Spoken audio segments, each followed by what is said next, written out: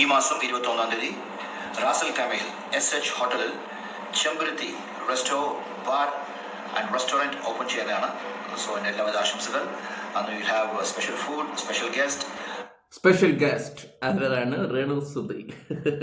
എന്നെ പൊന്നി റിയാസ്കാരെ, ഇതൊന്നും അറിയാതാണല്ലേ ആരെങ്കിലും എന്തെങ്കിലുമൊക്കെ എണ്ണ പ്രൊമോഷൻ ചെയ്യുന്നൊക്കെ പറയുമ്പോൾ എന്തെങ്കിലും എഴുതി കൊടുക്കുകയും ചെയ്യാതിരുന്ന് നോക്കുകയൊക്കെ ചെയ്യുകയൊക്കെ ചെയ്യും. അണ്ണാ രേണു സുധിയാണ്. പുള്ളി അറിഞ്ഞിട്ടില്ലെന്ന് തോന്നുന്നു, പറയണ്ട. ആട്ടം പാട്ടം കൊണ്ടാട്ടം എല്ലാം കാണും. കാണും, ആട്ടവും പാട്ടവും കൊണ്ടാട്ടം എല്ലാം കാണും.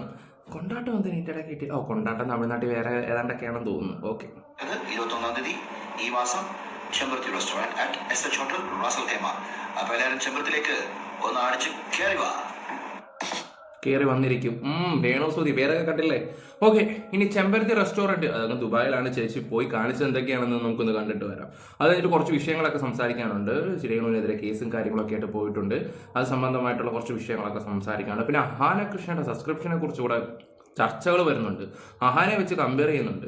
അഹാന ചെയ്യുന്നത് എന്താണ്, രേണു ചെയ്യുന്നത് എന്താണെന്ന് ഇവിടുത്തെ നാട്ടുകാർക്ക് അറിയത്തില്ലല്ലോ. കുറേ ആൾക്കാർക്ക് കമൻറ്റ് ബോക്സിൽ ഇടുന്ന കണ്ട് രേണുവിൻ്റെ കൂടെ പോകാൻ തോന്നുന്നു, കൊതിയാകുന്നു എന്നുള്ള രീതിയിലാണ്. പൊക്കോ, പിന്നെ തിരിച്ച് കേരളത്തിലോട്ട് വരാതിരിക്കുന്നതായിരിക്കും നല്ലത്. ഓക്കെ, ചെമ്പരത്തിയുടെ റെസ്റ്റോറൻറ്റ് ചേച്ചിയുടെ ബാർ, ചെമ്പരത്തി റെസ്റ്റോറൻറ്റ് ബാറിലെ ചേച്ചിയുടെ ഡാൻസ് ഒന്ന് കാണാം. എൻ്റെ അമ്മേ, ഇതാണല്ലേ സ്റ്റെപ്പ്. ആ സ്റ്റെപ്പിനൊരു മാറ്റമില്ല അല്ലേ? ഓക്കെ, ഞാൻ കൂടുതൽ വെച്ചിവിടെ മുഷിപ്പിക്കുന്നില്ല നിങ്ങളെ. ഓടിച്ചിട്ട് ഞാൻ ഇങ്ങനെ ഒന്ന് കാണിച്ചാൽ ഇതൊക്കെയാണ് സംഭവം. ഇനി അഹാന കൃഷ്ണയുടെ സബ്സ്ക്രിപ്ഷനകത്ത് എന്തൊക്കെയാണ് നടക്കുന്നതെന്ന് നമുക്കൊന്ന് കണ്ടിട്ട് വരാം. എല്ലാവരും രേണുവിനെ വെച്ച് കമ്പയർ ചെയ്യുന്നുണ്ടല്ലോ. ഓക്കെ, അതും കൂടെ വന്നിട്ട് നമുക്ക് കേസിലോട്ട് പോകാം. വേണ്ടേ, പുള്ളിയുടെ സബ്സ്ക്രിപ്ഷനാണ്. ഈ ഒരു ചിരിച്ചുകൊണ്ടിരിക്കുന്ന ഫോട്ടോ. അടുത്തതെന്ന് വെച്ചാൽ ഒരു ബിസ്ക്കറ്റ് കഴിച്ചുകൊണ്ടിരിക്കുന്നത്. ഇതൊക്കെയാണ് പുള്ളിയുടെ സബ്സ്ക്രിപ്ഷൻ എന്ന് പറയുന്നത്. ഓക്കെ, 100 സംതിങ് ആൾക്കാരേ ഉള്ളൂ അതിനകത്ത്. ഇനി നമുക്ക് അടുത്തത് പുള്ളിയുടെ അടുത്ത 3 പോസ്റ്റേ ഉള്ളൂ കേട്ടോ.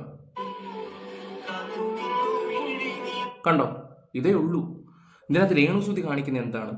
ഓക്കെ, കുറേ എണ്ണം വന്നിട്ട് കമന്റ് ബോക്സിൽ മെഴുകുകയൊക്കെ ചെയ്യും. നിനക്കൊന്നും വേറെ പണിയൊന്നുമില്ലേ, നാണമില്ലടാ നിനക്ക്, നാറികളെ ഇങ്ങനെ ഇരുന്ന് വീഡിയോ ചെയ്യാൻ രേണുവിനെ കുറിച്ച്. ഇത് ഇരുന്ന് മൊത്തം ഇരുന്ന് കണ്ടിട്ടിരുന്നിട്ട് എൻ്റെ താഴെ വന്ന് കമന്റ് ഇടുന്ന നിന്നെയൊക്കെ പിന്നെ എന്തോ പറയണം.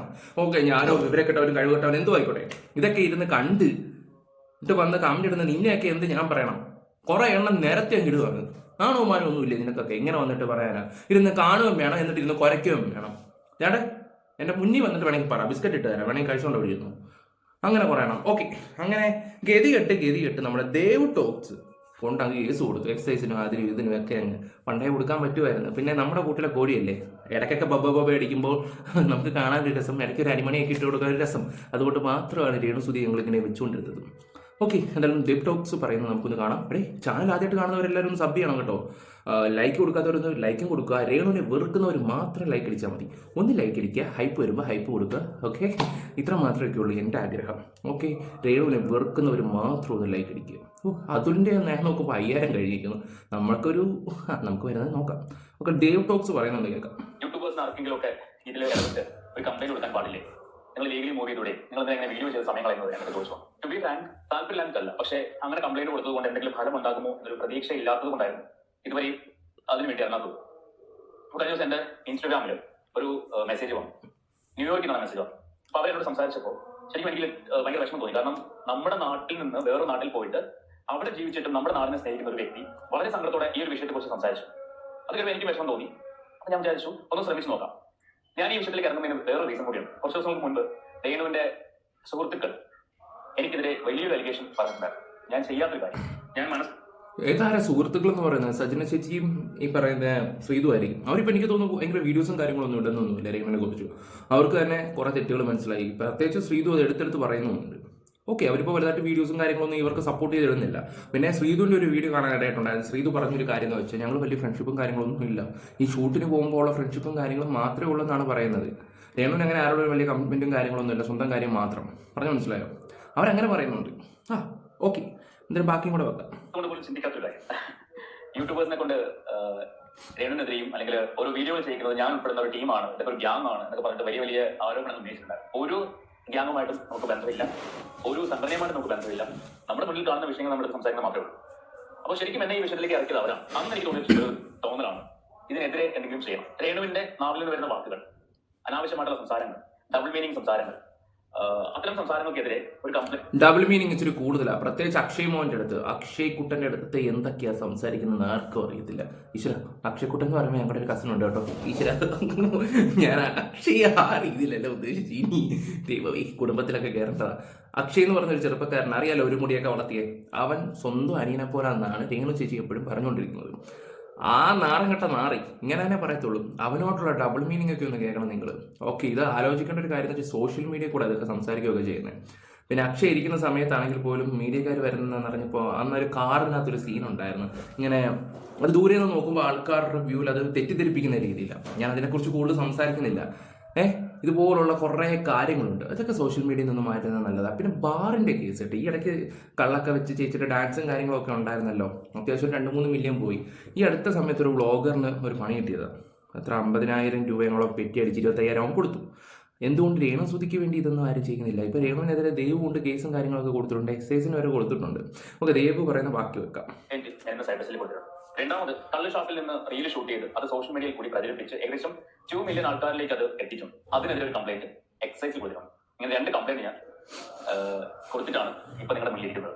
ഞാൻ ആ കംപ്ലൈന്റുകൾ എന്താണ്, എങ്ങനെയാണ് കൊടുത്തത്, എനിക്ക് അവിടെ കിട്ടിയ സ്വീകരണം എന്തൊക്കെയാണെന്നുള്ളത് അതിന്റെ വീഡിയോ എടുക്കാം, കണ്ടു. ഞാൻ ഇന്ന് രാവിലെ വീട്ടിൽ നിന്ന് ഇറങ്ങിയതായിരുന്നു. ഇപ്പൊ വന്ന് കയറിയിട്ടുള്ളൂ. ഇപ്പൊ സമയം 4 മണിയായി, 4 മണി ആവുന്നു. ഒരു പ്രതീക്ഷയും ഇല്ലാതെയാണ് ഇന്ന് രാവിലെ പോയത്. ഈ കാര്യം നടക്കുമോ ഇല്ലയോ, അല്ലെങ്കിൽ അവിടെ പോകുമ്പോൾ എനിക്ക് കിട്ടുന്ന അക്സെപ്റ്റൻസ് എന്തായിരിക്കും എന്നൊന്നും ഒരു ഐഡിയ ഇല്ലായിരുന്നു. പക്ഷേ ശരിക്കും എന്നെ ഞെട്ടിച്ചു കളഞ്ഞു കേരള സൈബർ പോലീസും എക്സൈസ് ഡിപ്പാർട്ട്മെന്റ്. രണ്ടുപേരുടെ ഭാഗത്തുനിന്നും വളരെ നല്ല സമീപനമാണ് എനിക്ക് ഉണ്ടായത്. ശരി കേട്ടോ, ഞാൻ അവിടെ ചെന്നപ്പോ ഒരു സാറിനോട് ചോദിച്ചു, എന്താ കാര്യം ചോദിച്ചു. ഞാൻ പറഞ്ഞു, സാർ ഇന്ന പോലെ കാര്യമുണ്ട്. അപ്പോൾ അദ്ദേഹം ചോദിച്ചു, തനിക്ക് എന്തെങ്കിലും പ്രശ്നം ഉണ്ടായിട്ടുണ്ടോ? ഞാൻ പറയും, എനിക്കല്ല ടാക്സ്. ഒരു കൂട്ടം ആൾക്കാരുടെ ഒരു റെപ്രസെന്റേറ്റീവ് ആയിട്ടാണ് ഞാൻ സാറിന് ഇരിക്കുന്നത്, സംസാരിക്കുന്നത്. ഓക്കെ, അത് നല്ലൊരു പോയിന്റ്. പോലീസ് ഇപ്പൊ പറഞ്ഞൊരു ചോദ്യം ഉണ്ടല്ലോ, തനിക്ക് എന്തെങ്കിലും പ്രശ്നം ഉണ്ടായിട്ടുണ്ടോ? നിമ്മമാർക്ക് ഇങ്ങനൊരു സ്വഭാവമുണ്ട്.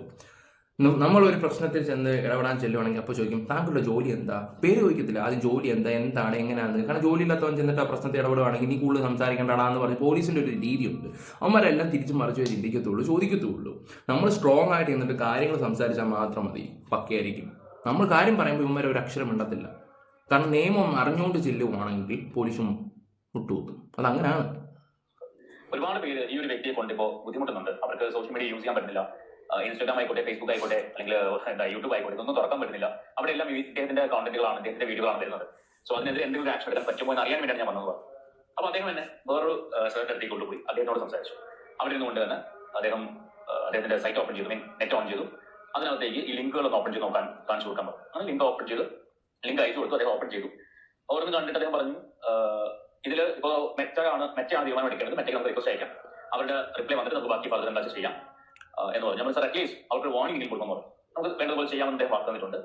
അതിനുശേഷം അതിന്റെ ബാക്കി കാര്യങ്ങളാണ് ഇനി കേൾക്കാൻ പോകുന്നത്.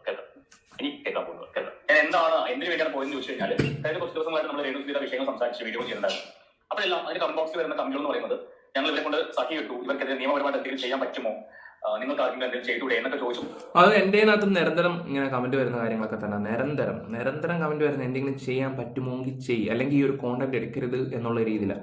ഞാൻ ഈ കോണ്ടന്റ് ഉപേക്ഷിച്ചാണ്. ഇടയ്ക്ക് ഒരു 2.5 മാസത്തോളം എടുത്തിട്ടില്ലായിരുന്നു. പിന്നെ അതുലിൻ്റെ ഒരു വിഷയത്തിൽ അതുലിനെ വല്ലാനെ കൊണ്ട് തല്ലിപ്പിക്കാനും ഈ പറയുന്ന അതുലിനെതിരെ പണി കൊടുക്കാനും എന്തെങ്കിലുമൊക്കെ കൊട്ടേഷൻ കൊടുക്കുന്നുള്ള രീതിയിലുള്ള സംസാരവും കാര്യങ്ങളൊക്കെ വന്നതിന് ശേഷമാണ് ഈ പറയുന്ന രേണുവിൻ്റെ കോണ്ടന്റ് എടുക്കാൻ ഞാൻ പിന്നെയും തുടങ്ങിയത്. നല്ല രീതി അതിനെക്കുറിച്ച് ഞാൻ സംസാരിച്ചിട്ടുണ്ടായിരുന്നു. അന്ന് തൊട്ട് ഇന്ന് വരെ ഞാൻ നിർത്താതെ ഒരു ദിവസമെങ്കിലും എന്തെങ്കിലുമൊക്കെ ഞാൻ ചെയ്തിരിക്കും. ഓക്കെ, ബാക്കി വെക്കാം. കുറേ പേര് കമന്റ് ചെയ്യുന്നുണ്ടായിരുന്നു. അപ്പൊ ഞാൻ വിചാരിച്ചു, ശരി, ഒന്ന് ശ്രമിച്ചു നോക്കാം. അങ്ങനെ ഇവര് കുറച്ച് നാൾക്ക് മുൻപ് ചെയ്ത അറിയിലുണ്ടല്ലോ, ഏതാ കുട്ടനാടൻ കായലിലെ പാട്ട്, കള്ള് ഷോപ്പിൽ നിന്ന് എടുത്ത അറിയില്ല, അതും വേറെ 1-2 വീഡിയോകളൊക്കെ വെച്ചിട്ട് ഞാനൊരു കംപ്ലൈന്റ് സൈബർ സെല്ലിൽ കൊടുത്തു. സൈബർ സെല്ലിൽ പോയപ്പോഴേക്കും അവിടെ സാർ ഉണ്ടായിരുന്നു. സാർ കുറെ അധികം കാര്യങ്ങൾ സംസാരിച്ചു. ആ സംസാരിച്ച അടിസ്ഥാനത്തിൽ എനിക്ക് കുറെ കാര്യങ്ങൾ മനസ്സിലായി. അവര് കേസ് എടുത്തു, അതിന്റെ റെസിപ്റ്റ് എനിക്ക് അയച്ചു തന്നു വാട്സാപ്പിൽ. ഓക്കെ, അപ്പോൾ സൈബർ സെല്ലിൽ രേണുവിനെതിരെ കംപ്ലൈന്റ് കൊടുത്തിട്ടുണ്ട്. കംപ്ലൈന്റ് എന്ന് പറയുന്നത് വേറൊന്നുമല്ല, ഹാർംഫുൾ ആയിട്ടുള്ള രീതിയിൽ അല്ലെങ്കിൽ ഡബിൾ മീനിങ് ലെവലിൽ സംസാരിക്കുന്ന പരിപാടികൾ നിർത്തലാക്കി തരണം എന്ന് മാത്രമാണ് ഞാൻ റിക്വസ്റ്റ് ചെയ്തിട്ടുള്ളത്. കാരണം രേണുവിന് വായി പോകുന്ന തോതയ്ക്ക് പാട്ടുന്ന രീതിയിൽ സംസാരിക്കുന്ന ആ ഒരു പരിപാടി അവസാനിപ്പിക്കണം. അതിന് അവർക്ക് എന്താണ് ചെയ്യാൻ പറ്റുന്നത്, എനിക്ക് അറിയില്ല, എത്രമാത്രം അത് പോസിബിൾ ആവും എനിക്കറിയില്ല. പക്ഷെ അവർക്ക് എന്താണ് ചെയ്യാൻ പറ്റുന്നത് അത് ചെയ്ത് ഞാൻ പറഞ്ഞിട്ടുണ്ട്, റിക്വസ്റ്റ് ചെയ്തിട്ടുണ്ട്. അപ്പോൾ മാക്സിമം ശ്രമിക്കാമെന്ന് പറഞ്ഞു. അവർക്കും ഞാൻ ഈ പറയുന്ന വീഡിയോയുടെ ലിങ്കും അതുപോലെ സ്ക്രീൻഷോട്ടും ഫോട്ടോകളും ഒക്കെ ഹാൻഡ് ചെയ്തിട്ടുണ്ട്. അതൊക്കെ വെച്ചിട്ട് അവർ കേസ് ഫയൽ ചെയ്തിട്ടുണ്ട്. സോ അതിന്റെ ഫർദർ കാര്യമൊന്നും എന്താ സംഭവിക്കാൻ പോകുന്നതൊന്നും എനിക്ക് അറിയത്തില്ല. പക്ഷെ ഞാൻ അത് ഫോളോ ചെയ്യും. പിന്നെ ഞാൻ ചെയ്ത കാര്യം പറയുന്നത് എക്സൈസ് ഡിപ്പാർട്ട്മെന്റിന്റെ ഹെഡ് ഓഫീസിൽ പോയി. അവിടെ ചെന്നിട്ട് അവിടെ ഈ കാര്യം സംസാരിച്ചു. അതായത് കള്ളഷാപ്പിൽ വെച്ചിട്ട് റീൽ ചിത്രീകരിച്ച് സോഷ്യൽ മീഡിയയിൽ പ്രചരിപ്പിച്ചു. ഇതാണ് കേസ്. ഇപ്പൊ നമ്മുടെ സൂര്യനും ഫൈൻ കിട്ടിയത് ആ ഒരു കേസിന്റെ ബേസിലാണ്. 2 വർഷം മുന്നേ. അതെ, 2 വർഷം മുമ്പുള്ള ഒരു കാര്യത്തിന് സൂരജിന് 50,000 രൂപ പെറ്റി അടിക്കുകയും ചെയ്തു. എന്നിട്ട് 25,000 രൂപ കൊടുത്ത് ഒതുക്കുകയും ചെയ്തിട്ടുണ്ടായിരുന്നു. എന്തായാലും ഇവിടെ അത്യാവശ്യം നല്ല രീതിയിൽ പൈസ ഉണ്ടാക്കുന്നുണ്ട്. നല്ല രീതി എന്ന് വെച്ചാൽ നല്ല രീതിയില്ല. നിങ്ങളെല്ലാം പറയാൻ പാവം ജീവിച്ചോട്ടെ, 2 മക്കളെ വളർത്താൻ വേണ്ടിയാണെന്നൊക്കെ കിടന്ന് സംസാരിക്കുകയൊക്കെ ചെയ്യുന്നുണ്ടല്ലോ. ലക്ഷങ്ങളുണ്ട്. ഞാൻ സത്യസന്ധമായിട്ട് പറയല, സീരിയസ് ആയിട്ട് പറയുന്ന ഒരു കാര്യമാണ്. ലക്ഷങ്ങൾ കയ്യിലുണ്ട്, ലക്ഷങ്ങളുണ്ട്. എന്തു അഹങ്കാരമാവാം എന്നുള്ളൊരു രീതിയിലുമുണ്ട്. അപ്പം പിന്നെ കുഴപ്പമൊന്നുമില്ല, ചേച്ചിക്ക് കുഴപ്പമില്ല. ഇച്ചിരി കൊടുത്തെന്നും പറഞ്ഞിട്ടെ ആകാശം ഒടിഞ്ഞ് വീഴാനൊന്നും പോകത്തൊന്നുമില്ല. എല്ലാം സുതിച്ചേട്ടന് വേണ്ടി കാണിക്കുന്നതല്ലേ. അയാളും കണ്ട് മടുത്തടേ ഇതൊക്കെ. കൊടുത്ത കംപ്ലൈന്റ് റിസീവ്ഡ്. ഇപ്പൊ ഞാൻ ഫോട്ടോകോപ്പി എടുത്തതാണ്, അവരുടെ ഫോട്ടോ എടുത്തിട്ട് പ്രിന്റ് എടുത്തതാണ്. കേസ് റിസീവ്ഡ് എന്ന് പറഞ്ഞിട്ട് അവര് സീൽ ചെയ്ത് തന്നിട്ടുണ്ട്. ഇത് ഒരു പേജ്. അടുത്ത പേജിൽ അതിന്റെ ബാക്കി ഭാഗം. പിന്നെ ഞാൻ കൊടുത്ത ലിങ്കുകൾ, കേസിന് വേണ്ടി അവർക്ക് സപ്പോർട്ടിംഗ് ലിങ്ക് കൊടുക്കണം, ഏതൊക്കെ വീഡിയോകളാണെന്നുള്ള ലിങ്ക് കൊടുക്കണം. അത് കഴിഞ്ഞിട്ട് ആ ഷോപ്പിൽ നിന്നുള്ളവരുടെ ഫോട്ടോയുടെ സ്ക്രീൻഷോട്ട് ഇത്രയും വെച്ചിട്ടുണ്ട്. ഇതാണ് എക്സൈസിൽ കൊടുത്തത്. അപ്പൊ അവർ ഇന്നത് ഫോർവേഡ് ചെയ്യാൻ പറഞ്ഞിട്ടുണ്ട്, രേണുവിന്റെ അഡ്രസ് വെച്ചിട്ട്.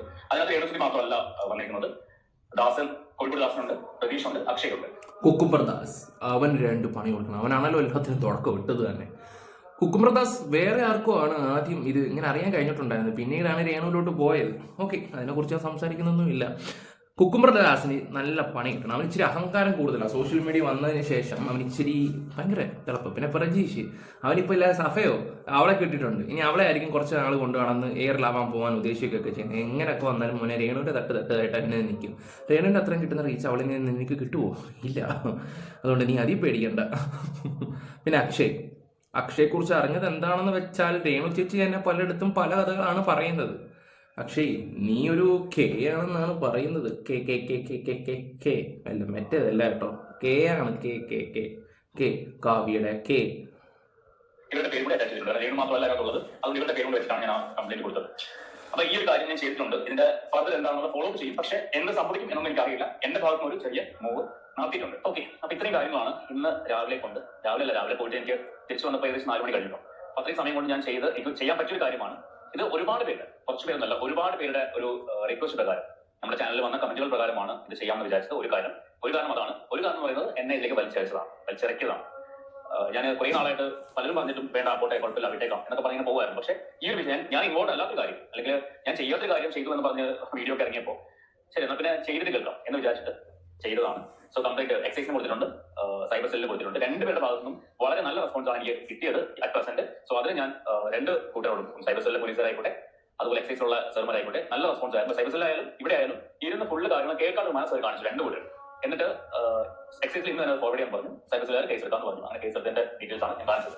സോ ഇനി എനിക്ക് പറയാൻ ഒരു കാര്യം, ഞാൻ കഴിഞ്ഞ ദിവസത്തെ വീഡിയോയുടെ താഴെ വന്ന 1-2 കമന്റുകളെ കുറിച്ചാണ്. ഞാൻ കമന്റ് ഒന്നും വെക്കുന്നില്ല, പക്ഷേ അതിനൊരു ശ്രീകല എന്നൊരു അക്കൗണ്ടിൽ നിന്ന് ഒരു കമന്റ്, ഒരുപാട് കമന്റ് വന്നു. എനിക്ക് ആ അമ്മയോട് പറഞ്ഞ ഒരു കാര്യം, അമ്മായി നിങ്ങൾ ചെയ്യേണ്ട കാര്യം, നിങ്ങൾ ആദ്യം ഈ സാക്ഷരതാ മിഷന്റെ ക്ലാസ്സിന് അറ്റൻഡ് ചെയ്യാൻ പോകണം. കാരണം നിങ്ങൾക്ക് എഴുതാൻ അറിയില്ല. ഒന്നുകിൽ നിങ്ങൾ ഇംഗ്ലീഷ് എഴുതണം, അല്ലെങ്കിൽ മലയാളത്തിൽ എഴുതണം.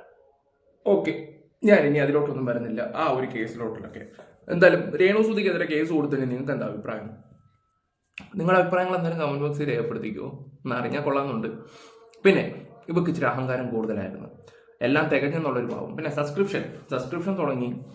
അവിടെ വിചാരം എന്ന് പറഞ്ഞാൽ അങ്ങ് അടിച്ചു കയറി പോകാമെന്നുള്ള രീതിയിലായിരുന്നു. അതിനകത്ത് എന്തൊക്കെയാണ് കാട്ടിക്കൂട്ടുന്നത്, ഇവിടുത്തെ ജനങ്ങൾക്കൊന്നും അറിയത്തില്ല ഇവിടെ അതിനകത്ത് കാട്ടിക്കൂട്ടുന്നത് എന്താണെന്നൊക്കെ. ഇപ്പം യൂട്യൂബേഴ്സ് ഇത് ഓരോന്ന് പുറത്ത് വന്നപ്പോഴാണ് ഇവിടെ ഇതിനകത്ത് ഇതാണ് കാണിക്കുന്നത് എന്നുള്ള രീതിയിലാണ് എല്ലാവരും പറയുന്നത്.